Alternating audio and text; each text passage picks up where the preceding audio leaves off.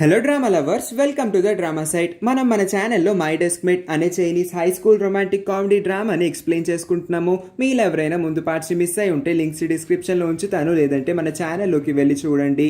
Little king Kong ఒక white colour frock అయితే వేసుకొని వీళ్ళందరి ముందుకి వస్తుంది. వాళ్ళందరూ షాక్ అయిపోతారు. నిజంగా లిటిల్ కింగ్ కాంగ్ చాలా కొత్తగా చూడడానికి, అందంగా ముచ్చటిగా ఉండడంతో అందరూ అట్రాక్ట్ అయ్యి కింగ్ కాంగ్ ని చూస్తూ ఉంటే కింగ్ కాంగ్ కూడా కాసేపటికి అలా మురిసిపోతూ ఉంటుంది. ఇలా పద్ధతైన అమ్మాయి యాటిట్యూడ్ ని మెయింటైన్ చేస్తూ ఉంటుంది. కరెక్ట్ గా వాటర్ క్యాన్ వచ్చింది, మేడం ఎవరో ఒకరు తీసుకోండి అని అనగానే నేను వస్తాను ఆగ్రా బాబు అని చెప్పి అబ్బాయి యాటిట్యూడ్ ని మెయింటైన్ చేస్తూ మళ్ళీ మొగరాయిడ్లా నడుచుకుంటూ వెళ్ళి ఆ వాటర్ క్యాన్ ని ఫిక్స్ చేసేస్తుంది.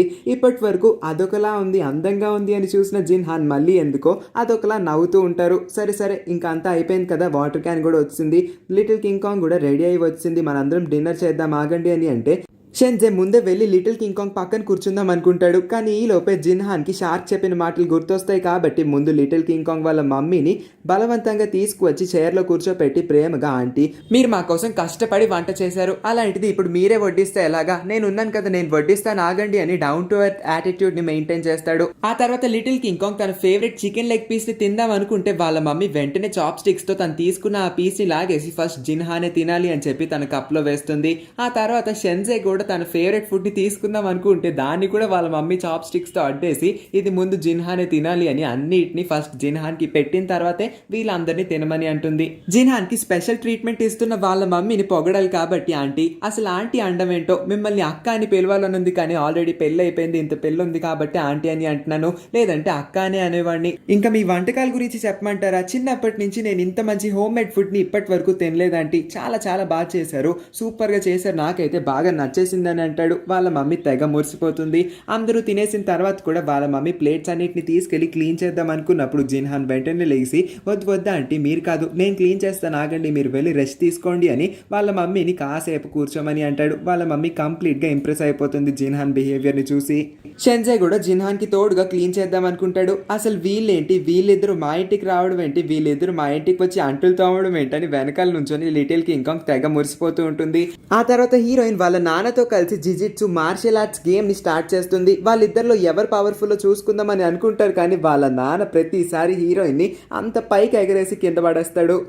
జిజిట్సు అనేది జపనీస్ మార్షల్ ఆర్ట్స్, చైనాలో కూడా అది బాగా పాపులర్. వాళ్ళ నాన్న జిజిట్సు ట్రైనింగ్ ఇచ్చే ఒక సెంటర్లో ఒక టీచర్గా పనిచేస్తూ ఉంటారు. హీరోయిన్ కూడా చిన్నప్పటి నుంచి వాళ్ళ నాన్నే ట్రైనింగ్ ఇస్తూ ఉంటారు కానీ హీరోయిన్ వాళ్ళ నాన్న అంత బాగా ఏమీ పర్ఫామ్ చేయలేదు. అందుకే ఇప్పుడు వాళ్ళ నాన్న కాలను పట్టుకొని ఏంటి నాన్న, మా ఫ్రెండ్స్ వచ్చినప్పుడన్నా నువ్వు కాస్త ఓడిపోయినట్టు నటించవచ్చు కదా, నన్ను గెలిపించవచ్చు కదా, నేను నీ కూతుర్నే కదా, అసలు నేను నీకే పుట్టానా అని అడుగుతుంది. వాళ్ళ నాన్నేమో మీ ఫ్రెండ్స్ ముందు నువ్వు నా కాళ్ళ మీద పడి బేరాలు ఆడడం ఏంటో చి వెరీ వెరీ చీప్ అని అంటాడు. ఇంకేముంది, లిటిల్ కింగ్ కాంగ్ ఏడవడం మొదలు పెడుతుంది. అమ్మా నాన్న చూడమ్మా అసలు నా మాటే వినట్లేదు, ఓడిపోమంటే ఓడిపోవట్లేదు అని అనగానే వాళ్ళ మమ్మీ వాళ్ళ నాన్న పని పట్టడానికి పిల్లో తీసుకొని వచ్చి అలా వాళ్ళ ముగ్గురు కొట్టుకుంటూ అంటే సరదాగా కొట్టుకుంటూ ఉంటారు. వీళ్ళ సరదాని చూసిన జిన్హాన్ ఇంకా షెన్జే కాస్త ఫీల్ అవుతారు. వాళ్ళిద్దరూ వాళ్ళ పేరెంట్స్ కి దూరంగా ఉంటున్నారు కాబట్టి. మరి ముఖ్యంగా జిన్హాన్ కి వాళ్ళ మమ్మీ డాడీ ఇద్దరు గుర్తొచ్చేస్తారు ఒక్కసారిగా. చిన్నప్పుడు వాళ్ళ డాడీ తనకి చెస్ బోర్డులో చెస్ నేర్పిస్తూ ఉన్నప్పుడు కూడా తను ఇలాగే ఏదో ఒక చిన్న తప్పు చేయడంతో తనకి కితకితలు పెడుతూ ఉంటారు. అలాగా వాళ్ళ ముగ్గురు సరదాగా ఇప్పుడు హీరోయిన్ వాళ్ళ ఫ్యామిలీ ఎలా చేస్తున్నారో అలానే చేస్తూ ఉంటారు. ఇలా అనుకున్నాడో లేదో జిన్హాన్ కి వాళ్ళ మమ్మీ కాల్ చేస్తుంది.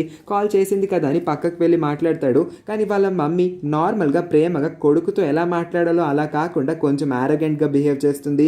దానికి మించి కాల్ చేసి తిన్నావా, ఎలా ఉన్నావు అవేమీ కాకుండా డైరెక్ట్ గా నీకు రేపు ఒక అపాయింట్మెంట్ ఉంది, ఇంటర్వ్యూ ఉంది, నువ్వు ఒక కాల్ షీట్ తీసుకోవాలి, ఆ తర్వాత నువ్వు ఫోటోషూట్ కి వెళ్ళాలని చెప్పి తన బిజినెస్ ఇంకా వర్క్ రిలేటెడ్ డిస్కషన్ పెడుతూ ఉంటుంది. కాబట్టి జిన్హాన్ కి ఒళ్ళు మండిపోతుంది. అందుకే ఎప్పుడు వాళ్ళ మమ్మీ కాల్ చేసినా తొందరగా మాట్లాడి కాల్ కట్ చేసేస్తాడు.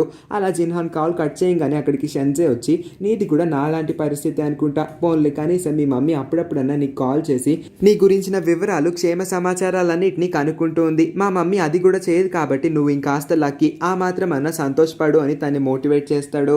షెన్జే 30 ర్యాంక్స్ పైకి వెళ్ళాడు కాబట్టి వాళ్ళ డాడీ ఇచ్చిన మాట ప్రకారం షెన్జే లీవ్ లెటర్ మీద సైన్ పెడతాడు. తను ఇప్పుడు ట్రైనింగ్ క్యాంప్ కూడా వెళ్ళడానికి రెడీ అయిపోతాడు. కానీ వెళ్లే ముందు లిటిల్ కింగ్ కాంగ్ ఇంకా మింగ్డింగ్ వాళ్ళందరికీ ఒక ఫైనల్ గుడ్ బై చెప్పడానికి ఇక్కడికి వస్తాడు. కానీ తన మనసు మాత్రం ఒప్పదు. లిటిల్ కింగ్ కాంగ్ కూడా షెన్జేని పంపించడానికి చాలా బాధపడుతుంది. అలా కాసేపు సరదాగా మాట్లాడుకున్న తర్వాత షెన్జే కార్ ఎక్కి బయలుదేరతాడు. కానీ వీళ్ళందరికన్నా ఎక్కువ బాధపడేది లీలా. ఎందుకంటే లీలా షెన్జేని ముందు నుంచే ప్రేమిస్తుంది. కానీ తన దగ్గరికి వెళ్ళి సరిగ్గా ఒక గుడ్ బై కూడా చెప్పలేని పరిస్థితి తంది. ఎప్పుడు తనతో గొడవ పడుతూనే ఉంటుంది. కాబట్టి లీలా తన దగ్గరికి కూడా వెళ్ళకపోతున్నందుకు చాలా బాధపడుతుంది. అందుకే ఆ బాధ తన మనసులోనే ఉంచుకొని అంత దూరం నుంచే షెన్జేని చూసి సంతోషపడుతుంది. షెన్జే బ్యాక్ సీట్ లో కూర్చొని ఫోన్ మాట్లాడుతూ ఉంటాడు. ఆ డ్రైవర్ లెఫ్ట్ సైడ్ తిప్పాల్సిన కార్ ని రైట్ సైడ్ తిప్పడం వల్ల అనుకోకుండా వీళ్ళు స్టార్ట్ చేసిన జర్నీకి ఆటంకం వస్తుంది. అనుకోకుండా యాక్సిడెంట్ జరగడం వల్ల వెంటనే షెన్జేని హాస్పిటల్లో జాయిన్ చేస్తారు. వాళ్ళ మమ్మీ డాడీ కూడా ఎన్ని పనులున్నా సరే ఆ పనులన్నింటినీ మానుకొని ఇక్కడికి వస్తారు. కానీ వచ్చి రాగానే ఇద్దరికిద్దరు గొడవ మొదలు పెడతారు. నువ్వు షెన్జేని సరిగ్గా చూసుకోకపోవడం వల్ల ఈ యాక్సిడెంట్ జరిగిందంటే నీ వల్లే అని ఇద్దరికిద్దరు అలా వాదించుకుంటూ ఉంటారు. ఈ లోపే షెన్జే ఫ్రెండ్స్ అందరూ అక్కడికి వస్తారు.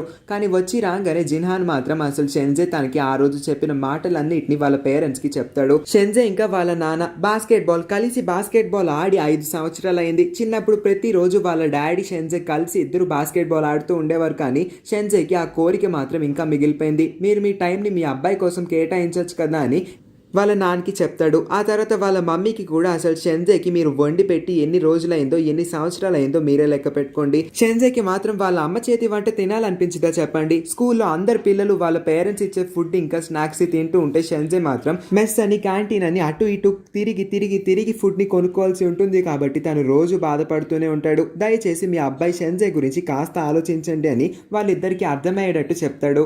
లోపల చూస్తే షెన్జే బాడీలో కాస్త కదలిక వస్తుంది. ఆల్రెడీ ముందే కదులుతాడు. కానీ వీళ్ళందరూ వచ్చారు కాబట్టి కాస్త యాక్టింగ్ చేస్తూ ఉంటాడు. అందరూ టెన్షన్ పడుతున్నారని తెలిసిన తన యాక్టింగ్ ని మాత్రం ఆపడు. వాళ్ళ మమ్మీ ఇంకా షెన్జే నేను నీతో ఎక్కువ టైం స్పెండ్ చేస్తాను అని అనగానే కళ్ళు తెరుస్తాడు. వాళ్ళ డాడీకి అప్పుడే ఒక బిజినెస్ కాల్ వస్తుంది. కానీ ఆ కాల్ ని కట్ చేస్తాడు. ఆయనకి ఇవాళ ఉన్న మీటింగ్స్ అన్నిటినీ కూడా క్యాన్సిల్ చేయించేసుకుంటాడు. ఈ మాటలు విన్న తర్వాత షెన్జే చాలా హ్యాపీగా ఫీల్ అవుతాడు. వాళ్ళ మమ్మీ కూడా ఇవాళ నీకు కావాల్సిన స్పెషల్ ఫుడ్ ఐటమ్స్ అన్నిటిని నేను నీకోసం వండి పెడతాను షెన్జే. ఇవాళ నా అపాయింట్మెంట్స్ అన్నిటినీ కూడా క్యాన్సిల్ చేయించుకుంటాం. మీ నాన్న నేను ఇంక వాటి నుంచి నీతో కలిసి ఎక్కువ టైం స్పెండ్ చేస్తాం. ఇవాళే కాదు ఇంకా ప్రతిరోజు అని ప్రామిస్ చేస్తారు వాళ్ళిద్దరూ. అప్పుడే అక్కడికి వచ్చిన డాక్టర్ షెన్జే అవుట్ ఆఫ్ డేంజర్ అని, యాక్సిడెంట్ అంత సివియర్గా ఏమీ లేదు కాబట్టి ఒక 1 వీక్ రెస్ట్ తీసుకుంటే అంతా సెట్ అయిపోద్దని చెప్పి వెళ్తాడు. కానీ ఇంకొక వైపు మిస్ చెన్ ఇంకా పీటీ టీచర్ వీళ్ళిద్దరూ షెన్జేని చూడడానికి హాస్పిటల్ వరకు వద్దాం అనుకుంటారు. దారిలోనే ఆ పీటీ టీచర్ డొక్కు బండి పాడైపోవడం వల్ల మిస్ చెన్కి కోపం వచ్చేస్తుంది. అసలు ఈ డొక్కు బండిని మార్చచ్చు కదా, నువ్వు ఈ బండిని మార్చితేనే నేను పెళ్లి చేసుకుంటానని అంటుంది. అంటే వీళ్ళ లవ్ స్టోరీలు కూడా మెల్లమెల్లగా ప్రోగ్రెస్ వస్తుందని అర్థం. నెక్స్ట్ డే జిన్హాన్ ఇంకా లిటిల్ కింగ్ కాంగ్ షెన్జే కోసం ఫ్లవర్స్ ని కొనుక్కొని హాస్పిటల్ కి వస్తూ ఉంటారు. కానీ వీళ్ళు రావడాన్ని ముందే పసికట్టిన కొంతమంది ఫోటోగ్రాఫర్స్ వీళ్ళకి తెలియకుండా పిల్లర్ వెనకాల నుంచొని ఫొటోస్ తీస్తూ ఉంటారు. అందుకోసం ఒక్కసారిగా హీరోయిన్ దగ్గరికి లాక్కొని తనతో పాటు నేల మీద కూర్చుండిపోతాడు. విషయం అంతా చెప్పిన తర్వాత హీరోయిన్ కూడా కోఆపరేట్ చేస్తుంది. కానీ కొన్ని ఫొటోస్ అయితే ఆల్రెడీ తీసేస్తాడు ఆ ఫోటోగ్రాఫర్. ఆ తర్వాత షెన్జే రూమ్ లోకి వెళ్ళి మళ్ళీ అదే చైనీస్ ఫ్లవర్స్ ని ఇచ్చేసరికి ఇదేంటి మళ్ళీ ఇవే తీసుకొచ్చావు, ఇవి కూడా నీ ఇంటివేనా లేదంటే కొన్నావా అని అడుగుతాడు. లిటిల్ కింగ్ కాంగ్ కి స్కూల్లో అసలు షెన్జే లేకపోతే బాగా బోర్ కొడుతుందని చెప్తూ ఉంటుంది. కానీ అదే టైం కి జిన్హాన్ చేతి మీద కింగ్ కాంగ్ ని లాగుతూ ఉన్నప్పుడు వాళ్ళిద్దరు కూర్చుంటున్నప్పుడు తన చేతి మీద ఒక దెబ్బ తగులుతుంది. నీకు దెబ్బ తగిలిందా? అయ్యయ్యో నిజంగానే దెబ్బ తగిలిందా, ఆగు నేను బ్యాండేజ్ తెస్తాను, కాటన్ తెస్తాను అని ఓవర్ యాక్షన్ చేస్తుంది. తన ఓవర్ యాక్షన్ ని భరించలేని షెన్జే ఏంటి అదొక చిన్న దెబ్బ, దానికోసం నువ్వు ఇంత చేయక్కర్లేదు అని అంటే నీకు తెలియదు, దెబ్బ అంటే దెబ్బే, చిన్నది పెద్దది అంటూ ఏం ఉండదని చెప్పి తన కోసం బ్యాండేజ్ ఇంకా కాటన్ కొన్ని ఆయింట్మెంట్స్ తీసుకొని వస్తుంది. కింగ్ కాంగ్ చేతిలోంచి లాక్కొని షెన్జేనే ఆ చిన్న దెబ్బకి జిన్హాన్ చెయ్యి మొత్తం ఆ కాటన్ ని చుట్టేస్తాడు. అంత బ్యాండేజ్ ఇంత చిన్న దెబ్బకి అవసరమా అన్నట్టుగా జిన్హాన్ చూస్తూ ఉండేసరికి నీకు కావాలి లేదంటే లిటిల్ కింగ్ కాంగ్ చేతితో కట్టించేసుకుందాం అనుకుంటున్నావా, నేను ఉండగా అది జరగని పని అన్నట్టుగా కన్ను కొడతాడు. లిటిల్ కింగ్ కాంగ్ కూడా అంత పెద్ద బ్యాండేజ్ వేసేసరికి పడి నవ్వుకుంటుంది. సర్లే మేమిద్దరం వెళ్తున్నాము అని చెప్పి వాళ్ళిద్దరు కిందకి దిగి సెల్లార్లో వెళ్తూ ఉన్నప్పుడు మళ్ళీ అదే ఫోటోగ్రాఫర్ జిన్హాన్ ని స్పాట్ చేసి అతని చేతికి దెబ్బ కూడా తగలడంతో ఆ ఫొటోస్ ని కూడా తీస్తాడు. ఇప్పుడు ఆ ఫొటోస్ అన్ని ట్రెండింగ్ టాపిక్ లోకి వెళ్ళిపోతాయి. ట్రెండింగ్ పేజ్ లో జిన్హానే ఉంటాడు. జిన్హాన్ తో పాటు లిటిల్ కింగ్ కాంగ్ కూడా నుంచొని ఉండడంతో వీళ్ళిద్దరూ boy friend and girl friend అన్న రూమర్స్ కూడా స్ప్రెడ్ అవ్వడం మొదలు పెడతాయి. ఈ రూమర్స్ గురించి అడగడానికి వాళ్ళ మమ్మీ కాల్ చేస్తే అదేమీ లేదమ్మా, తను నా ఫ్రెండ్ చూడడానికి నేను హాస్పిటల్కి వెళ్ళాను, దానికి మించి ఏమీ లేదు. ఇంకా రూమర్స్ అంటావా, పేరుకి అవి రూమర్స్, ఒక 2 రోజుల్లో ఎవ్వరు ఈ టాపిక్ గురించే మాట్లాడుకోరు, ఇంక నేను కాల్ కట్ చేస్తున్నాను వాళ్ళ మమ్మీతో ఇంకేమీ మాట్లాడకుండా కాల్ కట్ చేస్తాడు. మరి ఈ రూమర్స్ని కవర్ చేయడానికి హీరో ఏం చేస్తాడో మనం నెక్స్ట్ పార్ట్స్లోనే చూద్దాము. అవి కూడా మిస్ అవ్వకుండా చూడాలనుకుంటే మర్చిపోకుండా వెళ్లే ముందు ఈ వీడియోని లైక్ చేసి మన ఛానల్ని కూడా సబ్స్క్రైబ్ చేసుకోండి.